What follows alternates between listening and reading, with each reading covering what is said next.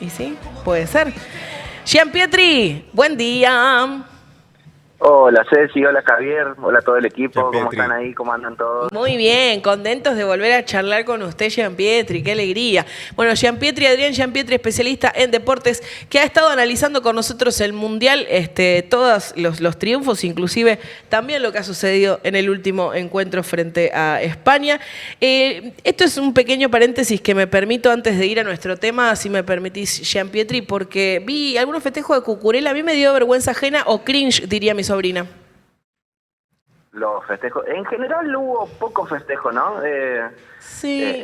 Creo que en este sentido Twitter siempre nos da de comer para este tipo de cosas y vi un tweet que me encantó que decía algo así como que los países que no saben festejar no deberían estar habilitados a ganar la Copa del Mundo. Totalmente de acuerdo. Y me pareció como lo más acertado, digamos. Sí. No sé, pienso lo que hubiese pasado si Argentina hubiese sido bicampeón y veo lo que terminó sucediendo con los festejos de España, bueno, me da un poquito más de bronca, pero bueno, ¿qué va a hacer? Sí. Tocó. Pero Cucurella, ¿viste? Diciendo, Cucurella, come paella. ¿Qué es eso, hermano? Pero bueno. Jalan tiembla, bueno, ¿qué va a ser? Rarísimo. Son distintos. Sí, son eso. Distintos a Son de allá, son de Europa. Gianpietri, hay una cosa muy interesante que ha sucedido en el Mundial que me alegra que lo hayas traído para debatirlo un ratito con nosotros, que es el Mundial de las nuevas masculinidades. Contanos un poco de qué se trata esto. Bueno, antes de empezar vamos a hacer la aclaración, no estamos acá para hacer una cuestión ni doctrinaria, ni muchísimo menos dar cátedra sobre el tema, simplemente lo queremos poner sobre la mesa para charlarlo con ustedes, para que la gente también en las casas lo puedan conversar. Sucedieron dos cuestiones, una que tiene que ver con el Mundial específicamente, o con el post-Mundial, que es un fragmento de una entrevista que vi de Pilar Sordo, donde habla un poquito de estos temas. La otra, y me va a decir cómo se vincula el Mundial con la Bienal, lo escuché a José Seyman, creo, con ustedes en Radio Libertad. Los que fueron a la Bienal habrán visto las imágenes esas de los escultores como hechas en vidrio. Sí. Y él habló de que, bueno, que esta es una época de mucha vidriera, de mucha gente mirando al otro y tratando de buscar como un espejo, y él nos planteaba el desafío de decir, bueno, a ver, ¿en quién nos miramos o en quién nos vemos reflejados? Qué lindo. Y desde ese lado creo que es muy difícil llegar a concluir como que hay un gran cambio, pero sí me parece que hubo algunos ejemplos, como bien vos decís, de nuevas masculinidades o de nuevas expresiones de esto que en el fútbol siempre renegamos un poco, que estos micromachismos que existen, desde las canciones, desde los gestos de los jugadores y de esta cosa de que el hombre tiene que ser fuerte y no tiene que expresar sus emociones y todo lo demás, ¿no? Claro.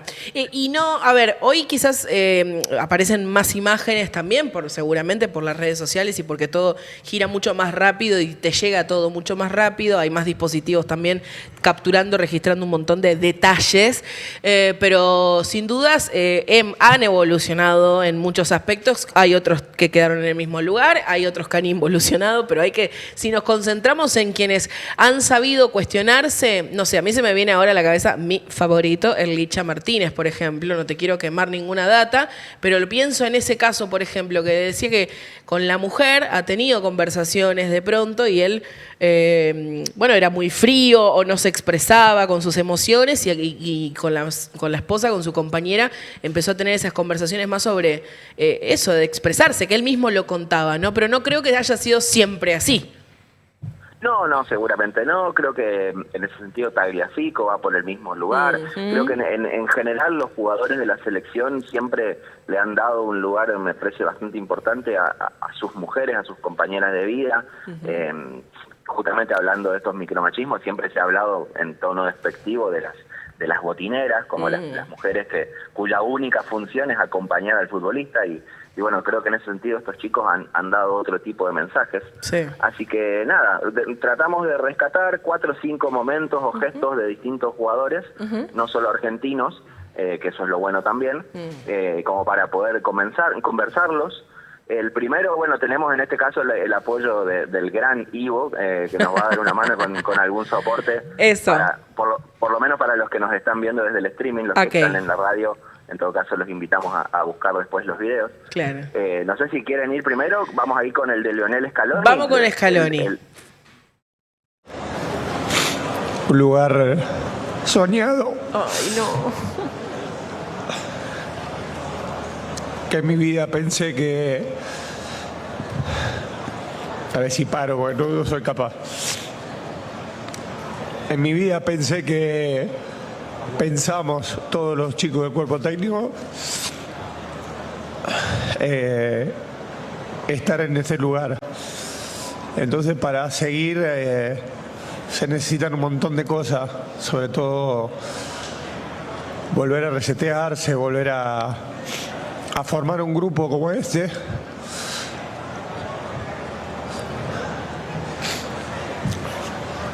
Que difícilmente se vuelve a formar y me duele el alma. Lo siento. Ay, Gianpietri, no puedo. Sí, sí. Ay, no es Es fuertísimo. como revivir otra vez el dolor, ¿no? Un amigo me mandó un mensaje y me dijo, si llora Scaloni tenemos que llorar todos. Ay, y sí. un poco por ese lado viene la idea de la columna. Scaloni, que se mostró durante 40 días probablemente como el tipo más calmo de todo el planeta. Argentina tuvo muchos contratiempos a lo largo del Mundial, con los resultados que ustedes ya saben y que hemos ido repasando, resultados adversos, situaciones complejas de mucho nervio, mucho estrés. Cuando todo era un caos total, vos lo veías a él, era un témpano, la procesión claramente iba por dentro, y de golpe nos encontramos con esta conferencia abriéndose, y como el video este de Pilar Sordo que yo te contaba, ella dice, está habitando la tristeza, está matando a ese macho alfa que tenemos todos adentro, de que no nos queremos mostrar, viste, esta cosa de que si llorás sos débil, y Sí, que no. llorar no es para los hombres, y toda esta cosa.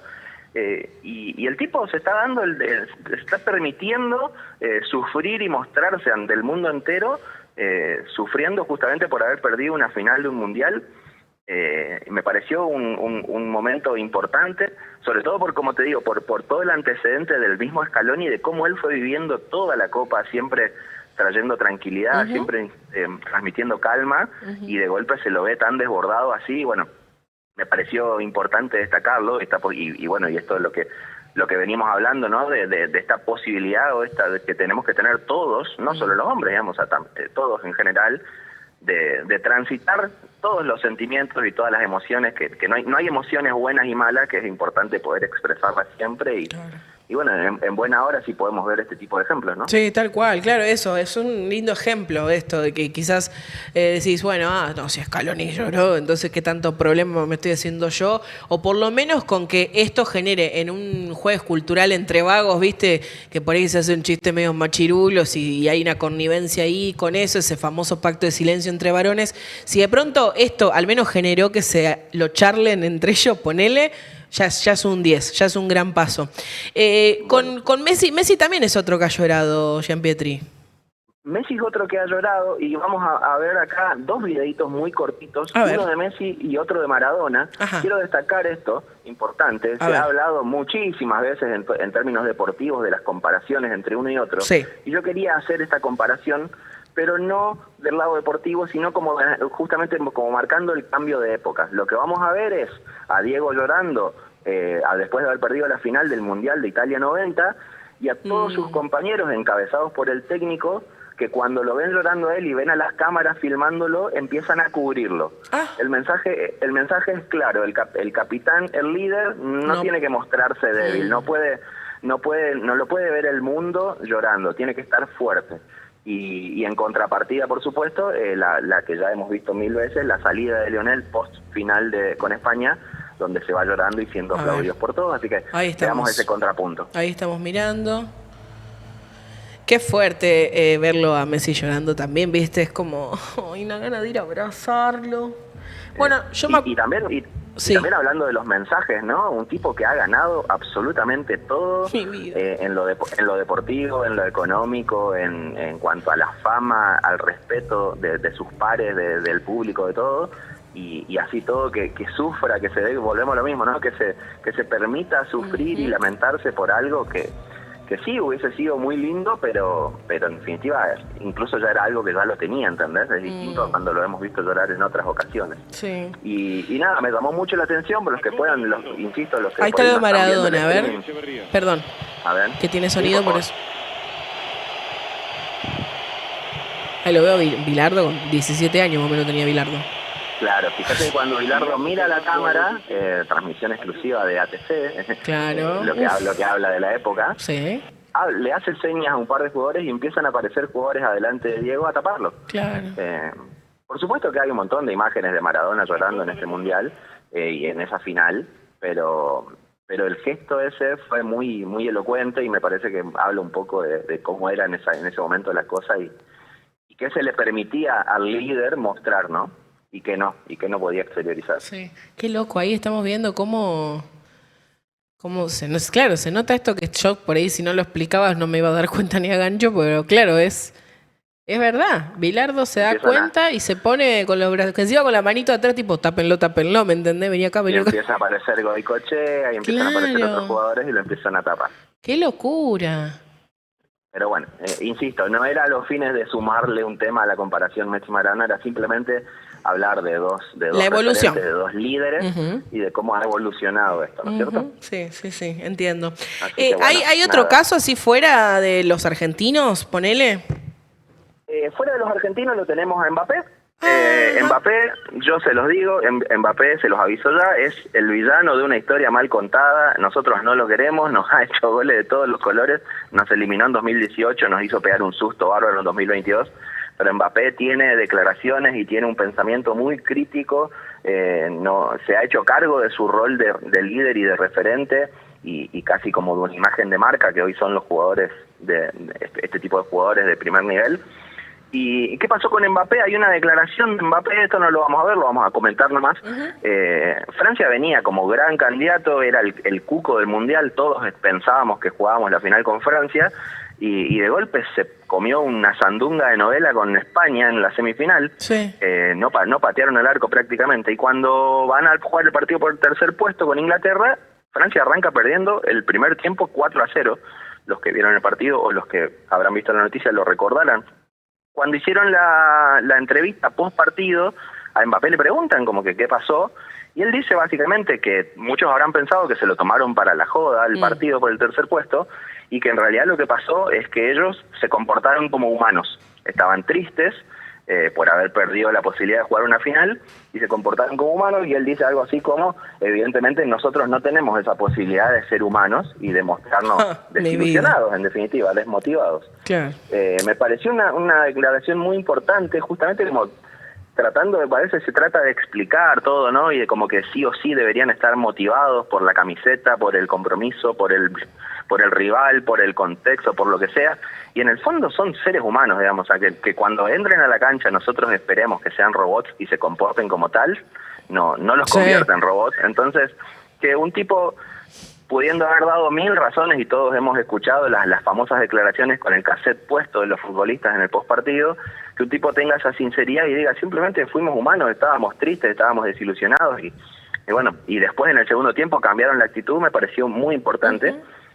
Y que no es la primera vez, sobre todo hablando de Mbappé, por esto que yo les contaba, no es la primera vez que tiene ese tipo de declaraciones. En la previa de Qatar 2022, también es algo que lo hemos hablado en la columna, de la cantidad de casas de apuestas deportivas online que están metidas en el medio del fútbol, y con el riesgo que eso implica, sobre todo para los más chicos.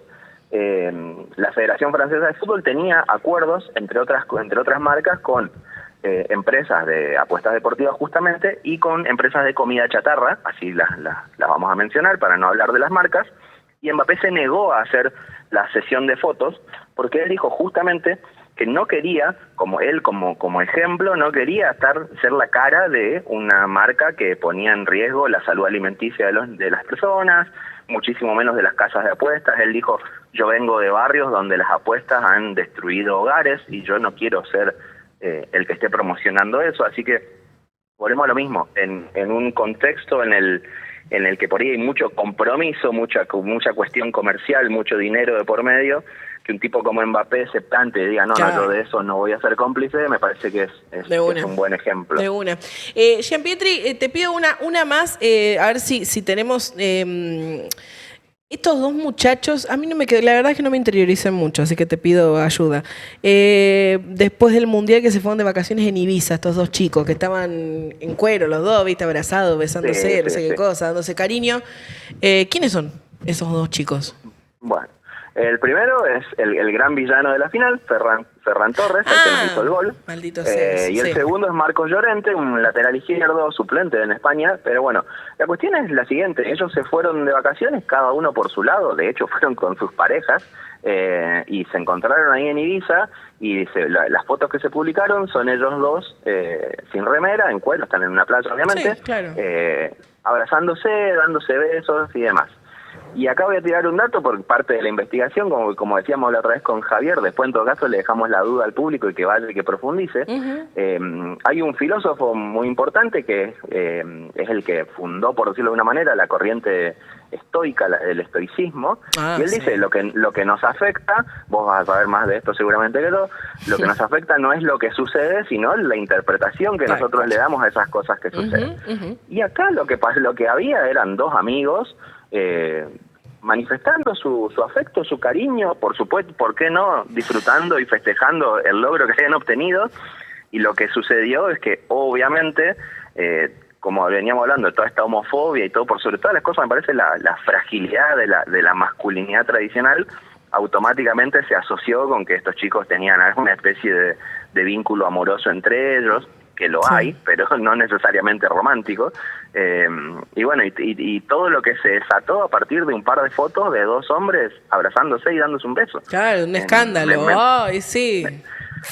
Me pareció una locura. Y bueno, y Marcos Llorente justamente, ellos le trataron de no darle mucho más, viste que a veces es como que salen a declarar y parece que le dan oxígeno al fuego, ¿no? Para que se siga prendiendo más. Pero sí respondió en una historia, él dijo que le sorprende que en 2026 se siga generando debates porque dos hombres se den cariño. Para él no hay nada más masculino, dice, que un hombre seguro de sí mismo y que no tiene miedo de demostrarle afecto a otro amigo. Así juro. Que me encantó. No seamos tan Ay, qué lindo. Me encantó eso que dijo. Qué abracémonos, besémonos, sí. Demostrémonos más cariño, que no hay absolutamente nada más lindo. Mira, un amigo Martín, le mando un beso. Martín agarra la cartera de Guada, de mi amiga Guadalupe, se pone la cartera y le digo yo, ¿cómo amo tu no masculinidad frágil? ¿Viste? Que esta cosa de que, date esto, tengo la cartera y él, tácate, se la puso acá como nosotras. Re seguro él. Y me encantó eso y está bueno ese mensaje, como decíamos al principio. Mismo un poco lo que dijo el Dibu con respecto a hacer terapia, ¿no? Claro, viste que también la salud mental, por ahí saliéndonos un poco de esta cuestión de homofobia o de masculinidad, pero sí, la salud mental también es un tema medio tabú en los hombres. Durante muchos años hemos escuchado cuando alguien sugiere a otro anda al psicólogo, la respuesta es yo no estoy loco, digamos, como que el psicólogo es solamente para eso, y bajándole mucho el precio también a lo que es la importancia de la salud mental. Tal cual. Dibu siempre ha hecho muchas referencias, siempre ha llamado mucho la atención, por ahí un tipo tan calmo y tan paciente en algunos momentos, que tenga esos arranques que tiene con sus festejos y sus bailes. Todo esto empezó en el primer partido de Qatar 2022, no sé si se acuerdan, la derrota con Arabia Saudita. Sí. A Dibu le pasó un poco lo que le pasó durante todo este mundial. Le patearon 2 veces al arco y le hicieron 2 goles, y él venía en ese momento de muchas vallas invictas, de tener un récord Argentina tiene un récord de 36 partidos sin perder, y de golpe se encuentran con eso, y él lo primero que salió a decir es, no, estuve hablando con mi psicólogo, me dijo tal cosa, me dijo tal otra.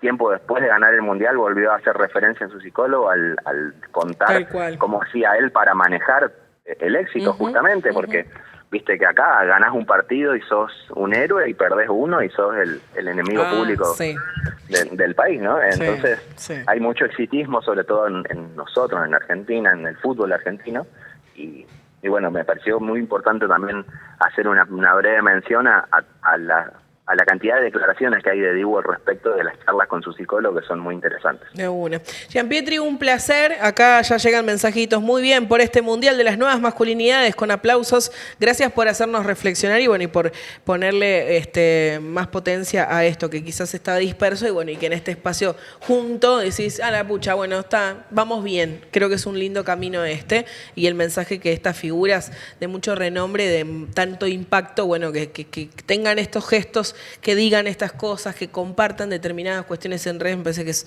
súper, súper, súper importante para muchos pibes y pibas que están viéndolos, ¿no? Eso es importantísimo. Gracias por esto, Gianpietri.